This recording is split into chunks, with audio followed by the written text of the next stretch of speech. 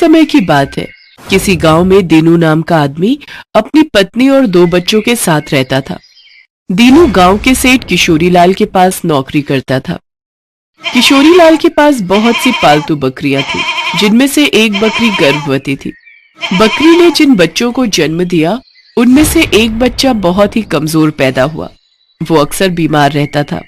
एक दिन सेठ गुस्से में बोला, अरे दीनू, एक काम कर, इस बकरी के बच्चे को तू कहीं दूर जंगल में छोड़ा। हर समय इसकी वजह से और भी बकरियां बीमार होने लगी हैं। हमें बीमार को नहीं रखना। ठीक है मालिक, मैं कल सुबह ही इसे जंगल छोड़ाऊंगा। अगले दिन दीनू बकरी के छोटे से बच्चे को जंगल में छोड़ने के लिए चला जाता है। वो जैसे ही बकरी के बच्चे को छोड़ने लगता है, बच्चा मैं करने लगता है, मानो वो दीनू से कुछ कह रहा हो। कितना मासूम और प्यारा बच्चा है। अगर मैं इसको यहाँ जंगल में छोड़ गया तो जंगली जानवर इसको मार कर खा जाएंगे। पता नहीं, मन नहीं कर रहा इसे यहाँ छोड़ कर जाऊं। दीनू बकरी के बच्चे को उठा लेता है और अपनी गोद में लेकर प्यार करने लगता है। बकरी का बच्चा भी दीनू को ऐसे लिपट जाता है मानो उसे कितना प्यार मिल रहा हो। दीनू उसे अपने साथ घर ले आता है। सुनो जी, हम लोग तो वैसे ही इतने गरीब हैं, 2 वक्त की रूखी सूखी रोटी भी बहुत मुश्किल से खा पाते हैं। हम इसका इलाज और देखभाल कैसे करेंगे? शांति, तुम नहीं जानती, जब मैं इसे जंगल में छोड़ रहा था, पता नहीं मेरा मन दर्द से भर आया और इसे जंगली जानवरों के बीच जंगल में छोड़ने का मन नहीं हुआ। इसलिए मैं इसे अपने साथ ले आया। अब जब ले ही आया हूँ तो इसको पालने का इंतजाम भी हो जाएगा। तुम और मैं मिलकर इसकी पूरी देखभाल करेंगे और मुझे यकीन है कि ये कुछ ही दिनों में बिल्कुल ठीक हो जाएगी। सच में ऐसा ही हुआ। दीनू और उसकी पत्नी शांति मिलकर बकरी के उस बच्चे की खूब देखभाल करते थे। धीरे धीरे उनके देखभाल की वजह से कुछ ही महीनों में वो बकरी बिल्कुल ठीक हो गई और बड़ी हो गई। बकरी ने अब दूध देना भी शुरू कर दिया था। सुनो, देखो हमारी बकरी कितना दूध देने लगी है। क्यों ना हम बकरी का दूध बेचना शुरू करें? इससे हमारी अच्छी कमाई हो जाएगी और तुम्हें सेठ की नौकरी भी नहीं करनी पड़ेगी।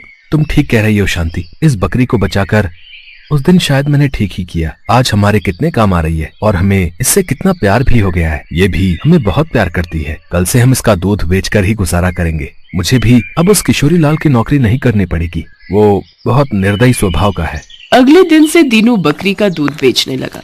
दीनू की बकरी बहुत ही अच्छा दूध देती थी, जो कि गांव वालों को बहुत पसंद आता था।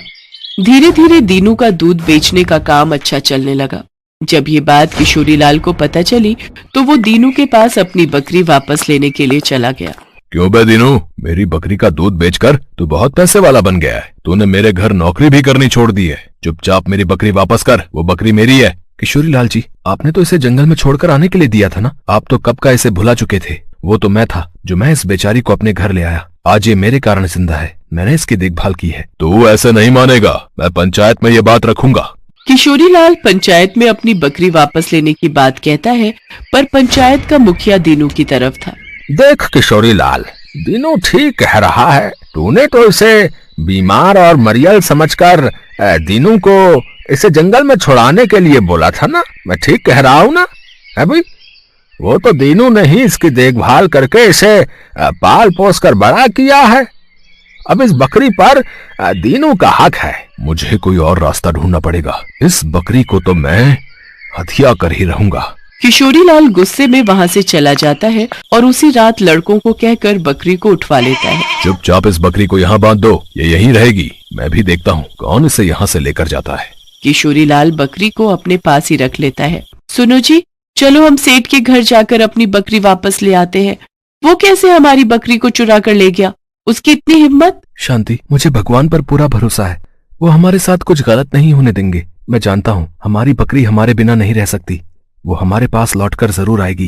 किशोरीलाल के नौकर परेशान हो गए। बकरी बिल्कुल भी दूध नहीं दे रही थी और ना ही कुछ खा पी रही थी।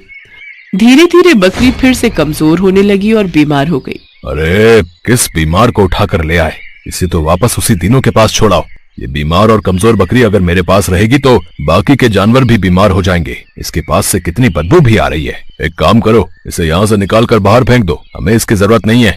किशोरीलाल के आदमी बकरी को घर के बाहर छोड़ देते हैं। बकरी दीनू के घर का रास्ता जानती थी। वो तो बहुत खुश थी कि वो अपने मालिक के पास वापस जा रही है। दीनू और शांति दोनों आंगन में उदास बैठे थे। तभी उन्हें अपनी बकरी की आवाज आती है और वो खुशी से दौड़ कर देखते हैं। उनके सामने उनकी बकरी खड़ी थी। सुनो जी, हमारी बकरी देखो वापस आ गई है। हे भगवान, किशोरी लाल ने इसकी क्या हालत कर दी, कितनी कमजोर हो गई है। मैंने तुम्हें कहा था किशोरी लाल इसका बिल्कुल भी ध्यान नहीं रखेगा। चिंता मत कर शांति, हमारी बकरी अपने घर आ गई है। अब इसे कोई हमसे नहीं छीन सकता। अब ये हमारे पास ही रहेगी। मैं तो जानता था किशोरी लाल हमारी बकरी को अपने पास नहीं रख सकता। लगता है ये बहुत भूखी है। जाओ तुम इसका खाना ले आओ, न जाने इसने कब से नहीं खाया। अपने घर वापस आकर बकरी बहुत खुश थी। कुछ ही दिनों में वो फिर से बिल्कुल ठीक हो जाती है। कहीं न कहीं अपनों से बिछड़ जाने के कारण वो फिर से कमजोर हो गई थी, पर अपनों से मिलने के बाद फिर ठीक हो गई। उस दिन से वो बकरी दीनू और शांति के पास ही रहने लगी। अपनी बकरी को पाकर दीनू और शांति बहुत खुश थे। सेठ किशोरी लाल भी समझ गया था कि वो बकरी उसके पास नहीं रह सकती, वो सिर्फ दीनू और शांति के पास ही खुश रहेगी।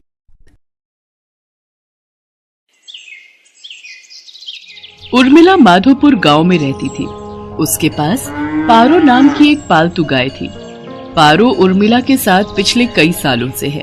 पति के देहांत के बाद इसी गाय के सहारे उर्मिला ने अपने परिवार को चलाया। उसकी गाय का दूध पूरे गांव में मशहूर था। गांव के सभी लोग उर्मिला से ही दूध लेते थे। उर्मिला का बेटा शहर में पढ़ता था। वहीं उसे पूनम नाम की एक लड़की से प्यार हो गया और उसने अपनी माँ को बिना बताए पूनम से मंदिर में शादी कर ली। आज वो गांव वापस आने वाला था। उर्मिला बहन, 2 किलो कर देना दूध। 1.5 किलो मुझे भी देना। क्या बात है उर्मिला बहन, आज तो तुम बड़ी खुश दिखाई दे रही हो। बात ही खुशी की है सरोज बहन, आज मेरा बेटा गांव वापस आ रहा है।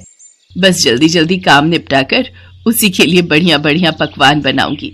पता नहीं शहर में उसे क्या खाने को मिलता होगा और क्या नहीं। अच्छा तो ये बात है, चलो बहुत बढ़िया हुआ। कब से बेटे के बिना अकेले रहते रहते तुम उदास हो गई हो। अब वो आ जाएगा तो तुम्हारे साथ काम में भी मदद कर देगा। हाँ वो तो है।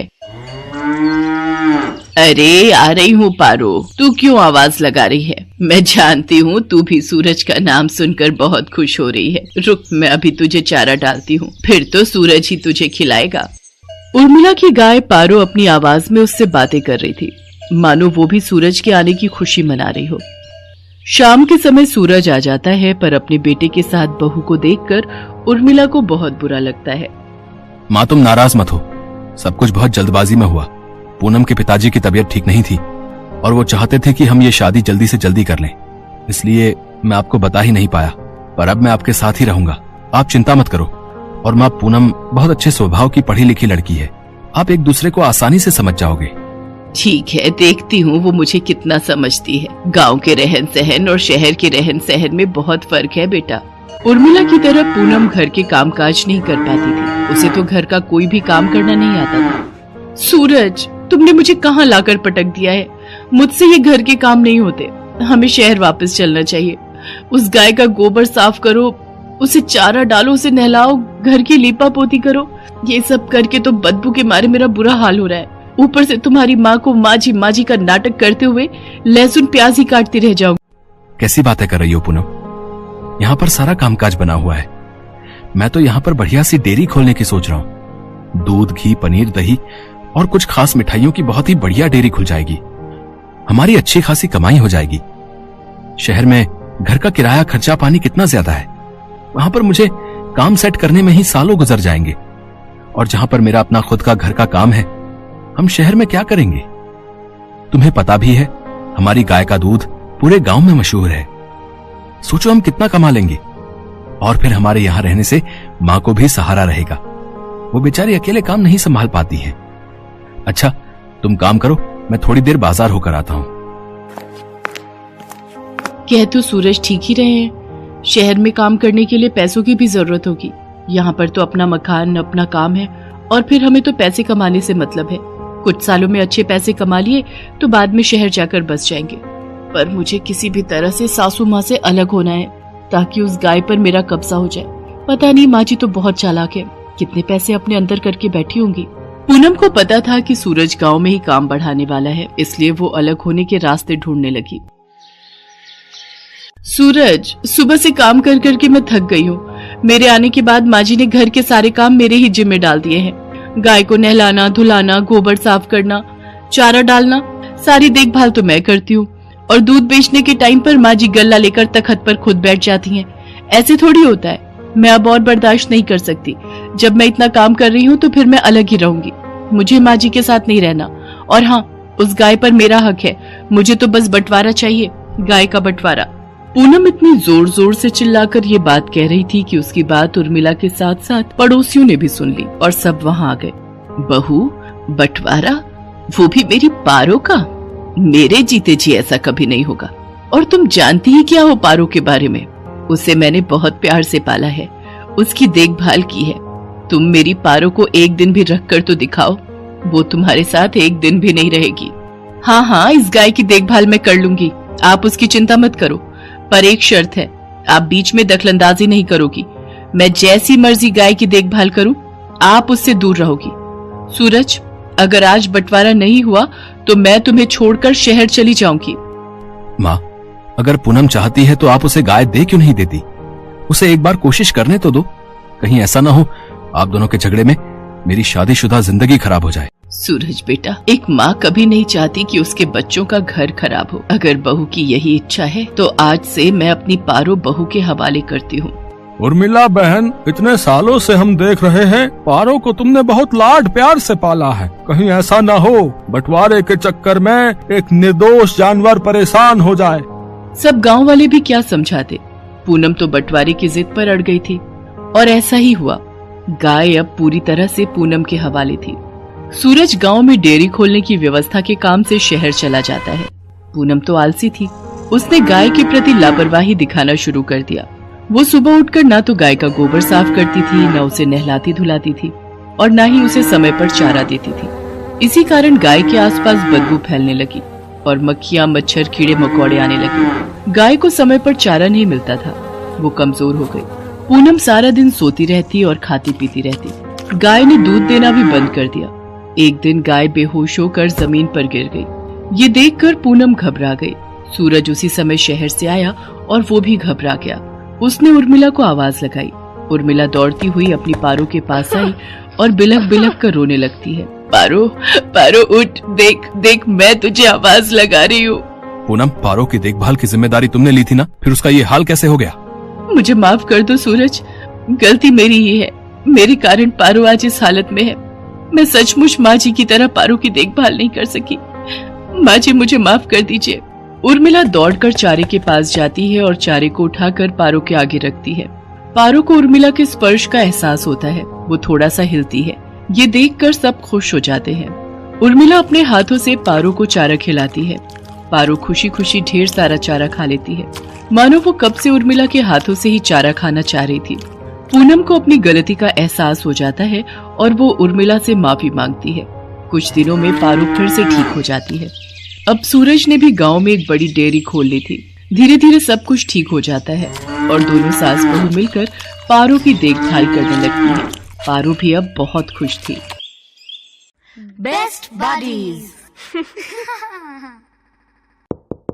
Hello friends, thanks for watching this video.